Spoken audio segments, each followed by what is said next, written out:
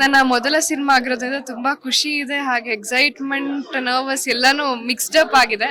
Mixed up feelings ಅಂತಾನೆ ಹೇಳ್ಬೋದು. ನನ್ನ ಪ್ರಕಾರ ಇವಾಗ ಟ್ರೇಲರ್ ಎಲ್ಲರೂ ನೋಡಿರ್ತೀರಾ, ಸೊ ಅದ್ಭುತವಾಗಿ ಬಂದಿದೆ. ಅಂಡ್ ನನ್ಗೆ ಭರವಸೆ ಇದೆ ಎಲ್ಲರೂ ಇಷ್ಟ ಪಡ್ತಾರೆ ಅಂತ.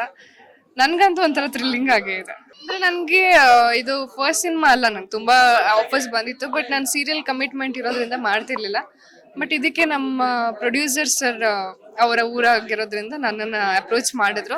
ಹಾಗೆ ನಾನು ಭಟ್ರ ಹತ್ರ ಮಾತಾಡಿ ಅವ್ರ ಹತ್ರ ಸ್ಟೋರಿ ಕೇಳಿ ಇಷ್ಟ ಆಗಿ ನನಗೂ ಈ ತರ ಪಾತ್ರ, ಅಂದ್ರೆ ಈ ತರ ಒಂದು ಇನ್ನೋಸೆನ್ಸ್ ಪಾತ್ರ, ಮುದ್ದಾದ ಪಾತ್ರ ಮಾಡೋಕೆ ಇಷ್ಟ ಆಯ್ತು. So this was the right choice ಅಂತ ಅನ್ಸುತ್ತೆ. ಈ ಸಿನಿಮಾದಲ್ಲಿ ನಿಮ್ಮ ಪಾತ್ರದ ಬಗ್ಗೆ ಹೇಳೋದಾದ್ರೆ? ನನ್ನ ಪಾತ್ರ ಒಂದು ಕ್ಯೂಟ್ ಅಲ್ಲಿ ಸಹ ಪಾಪದ ಹುಡುಗಿ ಅಲ್ಲ, ಒಂದ್ ಸ್ವಲ್ಪ ರಗ್ಗಡ್ಡಿರೋ ಹುಡುಗಿ.